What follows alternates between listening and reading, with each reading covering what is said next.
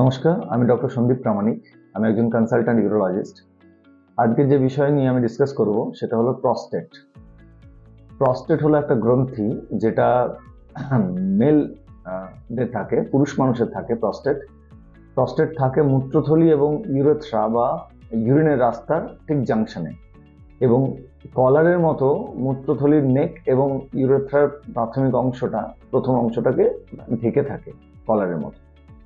Prostate গ্রন্থি যেটা usually children প্রোডাকশনের সময়, পুরুষ মানুষের সন্তান উৎপাদনের সময় এটা অ্যাসোসিয়েট গ্রন্থি, সেটা কাজে লাগে।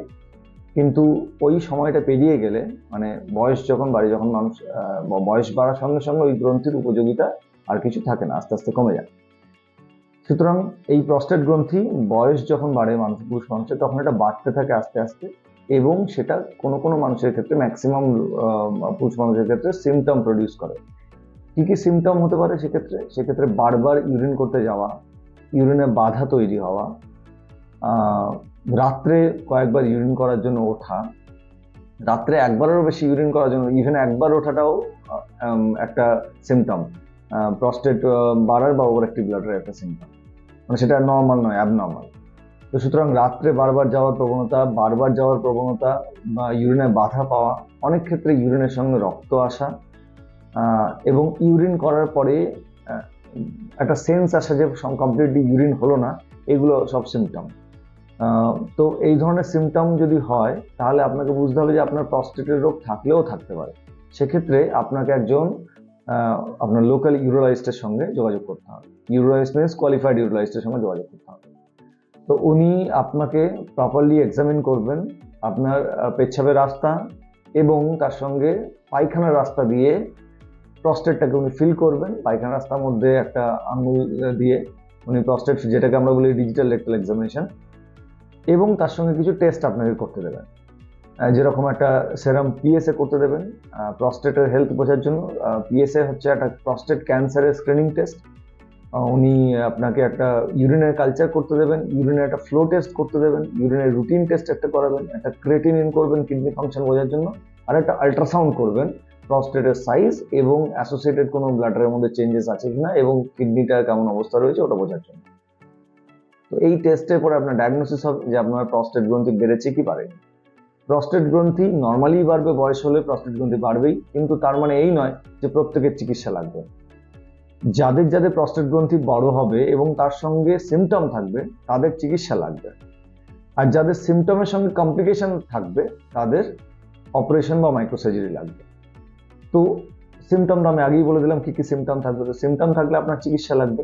ইউজুয়ালি আজকের ডেটে এত সুন্দর মেডিসিন কিছু বেরিয়েছে যে প্রস্টেটের এই যে সিমটমগুলো, সেগুলো মেডিসিনের মাধ্যমে ম্যাক্সিমাম পেশেন্টে সেরে যায়। অলমোস্ট 90% পেশেন্টের মেডিসিনের মাধ্যমেই সমস্যার সমাধান হয়ে যায়, সিমটমেটিক্যালি পেশেন্ট ইমপ্রুভ করে যান। কিন্তু যাদের ক্ষেত্রে কমপ্লিকেশন হবে, তাদের ক্ষেত্রে আমাদের অপারেটিভ ইন্টারভেনশন বা মাইক্রোসার্জারি লাগবে। সে মাইক্রোসার্জারি লেজারের মাধ্যমে হতে পারে, মাইক্রোসার্জারি বাইপোলার কর্টারি দিয়ে হতে পারে, বা মনোপোলার কর্টারি দিয়ে মাইক্রোসার্জারি, কনভেনশনাল টিউবারটিও হতে পারে। যে কোনো সেটা আপনার ইউরোলজিস্ট আপনাকে রোগীর প্রস্টেট সাইজ এবং রোগীর হেলথ থেকে ডিসাইড করবে। তো কখন কখন আপনার মাইক্রোসার্জারি লাগবে? যখন ইউরিন আপনার বন্ধ হয়ে যাবে, যখন ইউরিনের সঙ্গে রক্ত পড়বে, যখন কিডনি ফেলিওর তার সঙ্গে দেখা দেবে, যখন মূত্রথলির মধ্যে স্টোন থাকতে পারে, যখন বারবার ইউরিনে ইনফেকশন হবে, এই সমস্ত কন্ডিশন, বা যখন মেডিসিন দিয়েও বহুদিন মেডিসিন খাওয়ার পরে রোগী ইমপ্রুভ করছেন না, এই সিচুয়েশনে আপনার মাইক্রোসার্জারি লাগবে।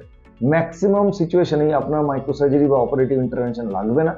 ম্যাক্সিমাম সিচুয়েশনেই আপনার ওষুধের মাধ্যমেই সিমটোম্যাটিক্যালি রোগী ইমপ্রুভ করে যাবেন। তো সুতরাং crux of the story is যে প্রস্টেট গ্রন্থি বয়স হলেই বড় হবে, সবার সিমটম হবে না, কিন্তু যাদের যাদের সিমটম হবে তাদের চিকিৎসা লাগবে।